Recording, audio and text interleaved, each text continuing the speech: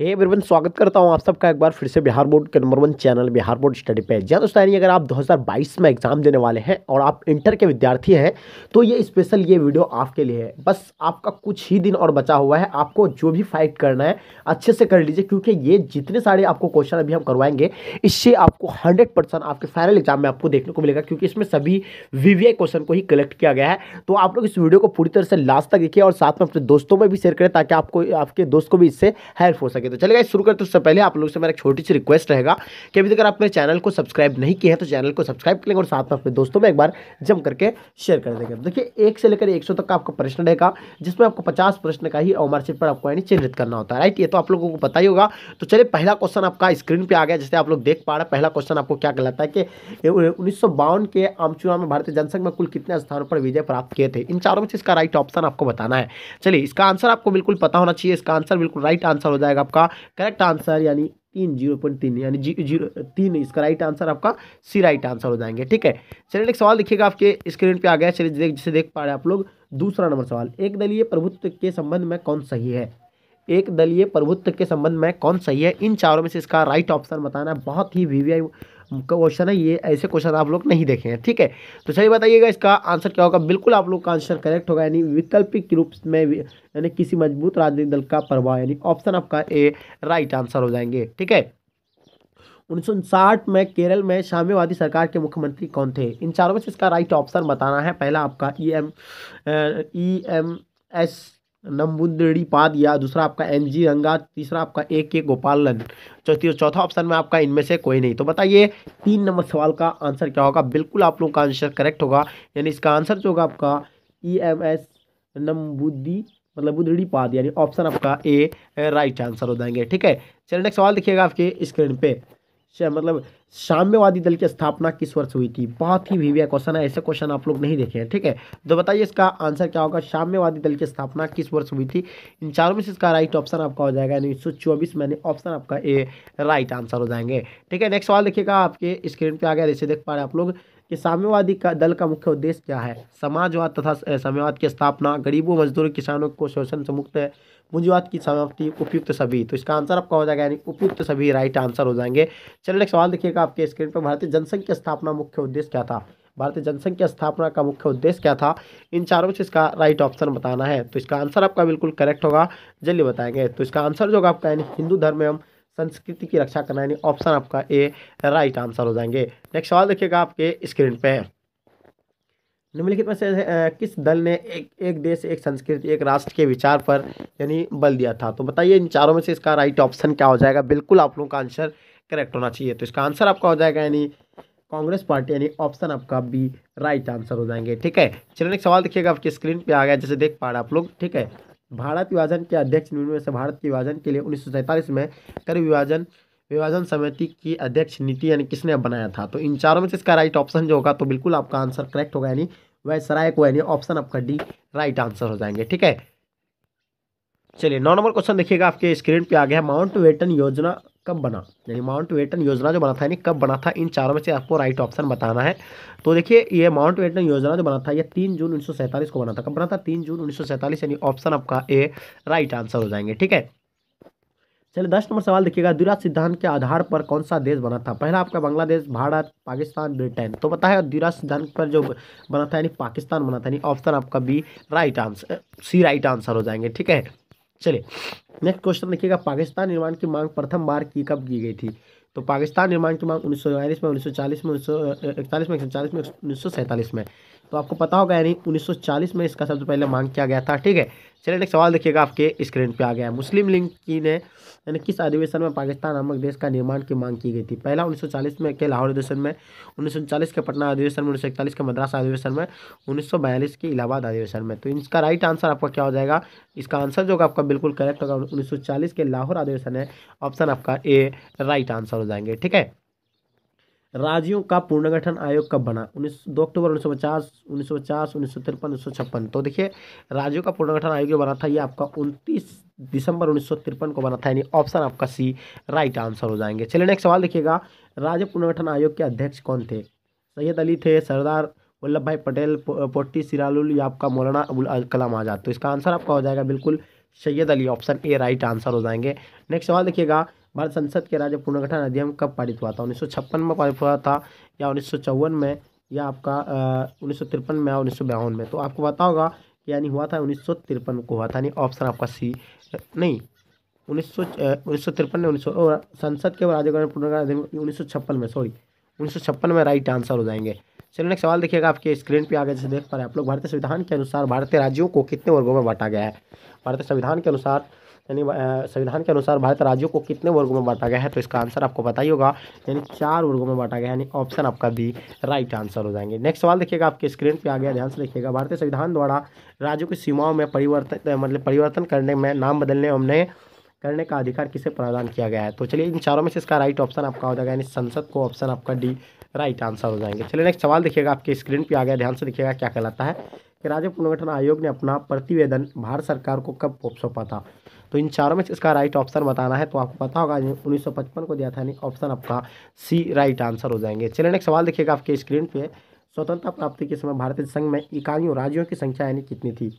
28 था, 25 था, 30 था, या 50 था? तो जल्दी बताइए इसका आंसर क्या होगा।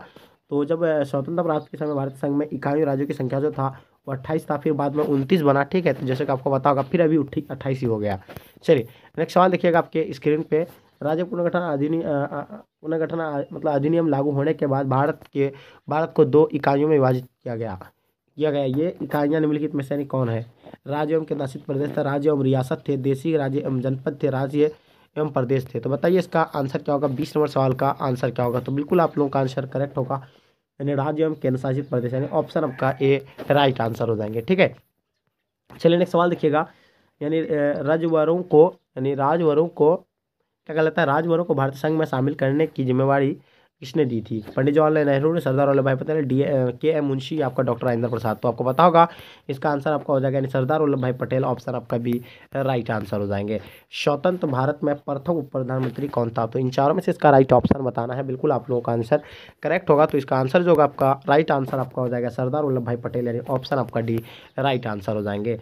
भारत का लौह पुरुष यानी निम्नलिखित में से यानी किसे कहा जाता है? महात्मा गांधी को कहा जाता है, या राम मनोहर लोहिया को, या पंडित जवाहरलाल नेहरू, या सरदार वल्लभ भाई पटेल? तो राम मनोहर लोहिया आप किसको कहेंगे? तो ये लौह पुरुष के नाम से सरदार वल्लभ भाई पटेल को कहेंगे।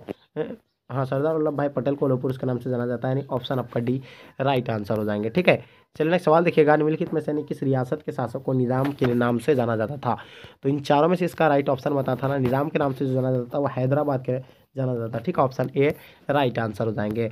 हैदराबाद का भारतीय संघ में विलय कब हुआ था? यानी हैदराबाद का भारतीय संघ में जो विलय हुआ था 1947 में, 1948 में, 1949 में, 1950 में? तो इसका आंसर आपका हो जाएगा, यानी 1948 में उसका यानी हुआ था, ऑप्शन आपका बी राइट आंसर हो जाएंगे। मणिपुर रियासत का भारतीय संघ में विलय कब हुआ था? मणिपुर रियासत का भारतीय संघ में विलय यानी कब हुआ था? तो आपको पता होगा, यानी ये जो विलय हुआ था यानी 1948 में हुआ था, ऑप्शन सी राइट आंसर हो जाएंगे, ठीक है। चलिए बताइएगा, किस रियासत के राजा को प्रधानमंत्री कहा जाता था? तो आपको पता होगा, यानी जम्मू कश्मीर के राजा को यानी प्रधानमंत्री कहा जाता था, ऑप्शन आपका बी राइट आंसर हो जाएंगे, ठीक है। जम्मू कश्मीर रियासत का भारतीय संघ में विलय कब हुआ था? 1947 में, 1948 में, 1949 में, 1950 में? तो आपको पता होगा इसका आंसर आपका 1948 होगा, यानी ऑप्शन आपका बी राइट आंसर हो जाएंगे, ठीक है। जम्मू कश्मीर का भारतीय संघ में विलय किस शर्त पर हुआ था? जम्मू कश्मीर की स्वायत्तता पर, जम्मू कश्मीर के विभाजन पर, या आपका पता होगा जम्मू कश्मीर का पाकिस्तान में विलय, या उपयुक्त सभी? तो इसका आंसर जो होगा आपका बिल्कुल राइट आंसर उपयुक्त है, ये जम्मू कश्मीर के स्वायत्तता पर, यानी ऑप्शन आपका ए राइट आंसर हो जाएंगे, ठीक है। नेक्स्ट सवाल देखिएगा, आपके स्क्रीन पे आ गया 30 नंबर सवाल, भारतीय संविधान के किस अनुच्छेद के तहत जम्मू कश्मीर को स्वायत्तता प्रदान की गई थी? तो आपको पता होगा, यानी 370 के मतलब यानी ऑप्शन आपका ए राइट आंसर हो जाएंगे, ठीक है।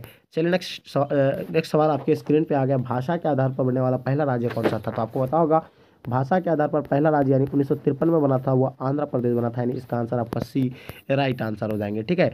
भाषा के आधार पर आंध्र प्रदेश किस राज्य भाषा के आधार पर आंध्र प्रदेश की राज्य कब बना था? यानी 1953 में भी आपको बताया, जो ऑप्शन आपका बी राइट आंसर हो जाएंगे, ठीक है। भाषा के आधार पर राज्यों का गठन आयोग का नाम क्या था? तो आपको पता होगा इसका नाम था यानी राज्य पुनर्गठन आयोग, यानी ऑप्शन आपका बी राइट आंसर हो जाएंगे, ठीक है। राज्य पुनर्गठन आयोग मतलब अधिनियम लागू होने के बाद निम्नलिखित में से किसे केंद्र शासित नहीं रखा गया? तो इन चारों में से इसका राइट ऑप्शन आपका हो जाएगा, यानी मद्रास को जो है नहीं रखा गया था, ठीक है। चलिए नेक्स्ट सवाल देखिएगा, आपके स्क्रीन पे आ गया, ध्यान से देखिएगा, बम्बई राज्य को विभाजित कर किन 2 राज्यों की स्थापना की गई थी? तो इन चारों में से इसका राइट ऑप्शन बना होगा बॉम्बे राज्यों का विभाजित कर यानी कौन बनाया गया था, यानी महाराष्ट्र यानी गुजरात बना था, यानी ऑप्शन आपका ए राइट आंसर हो जाएंगे। ठीक है, चलिए नेक्स्ट सवाल देखिएगा, महाराष्ट्र एवं गुजरात राज्य की स्थापना यानी कब हुआ था। तो देखिए महाराष्ट्र एवं गुजरात राज्य की स्थापना जो हुआ था वो 1960 में हुआ था, यानी ऑप्शन आपका बी राइट आंसर हो जाएंगे। नागालैंड राज्य का निर्माण कब हुआ था, यानी नागालैंड का राज्य का जो निर्माण हुआ था ये कब हुआ था, इसका आंसर आपको बताना है। बिल्कुल इसका आंसर आपका करेक्ट होगा, यानी 1963, यानी ऑप्शन आपका सी राइट आंसर हो जाएंगे। चलिए नेक्स्ट सवाल देखिएगा, आपके स्क्रीन पे आ गया, ध्यान से देखिएगा क्या कहलाता है। 1966 में पंजाब को विभाजित कर किन राज्यों का निर्माण किया गया था। पंजाब, हरियाणा, दिल्ली, हरियाणा, हिमाचल प्रदेश या उपयुक्त सभी। तो बताएंगे इसका आंसर क्या होगा। बिल्कुल इसका आंसर आपका करेक्ट होगा, यानी इसका आंसर जो होगा पंजाब हरियाणा, यानी ऑप्शन आपका ए राइट आंसर हो जाएंगे। ठीक है, नेक्स्ट सवाल देखिएगा, आपके स्क्रीन पे आ गया है कि हिमाचल प्रदेश का राज्य का दर्जा यानी प्राप्त हुआ था, यानी 1960 में, 1967 में, 1971 में, 1973 में। तो इसका आंसर आपका हो जाएगा यानी 1971 में, यानी ऑप्शन आपका सी राइट आंसर हो जाएंगे। ठीक है, चलिए नेक्स्ट सवाल देखिएगा, आपके स्क्रीन पे आ गया है राज्य पुनर्गठन आयोग के विषय में कौन सा कथन असत्य है। इसकी स्थापना 1953 में हुई थी। इसका रिपोर्ट के आधार पर 1966 में राज्य पुनर्गठन अधिनियम पारित किया गया था या सभी।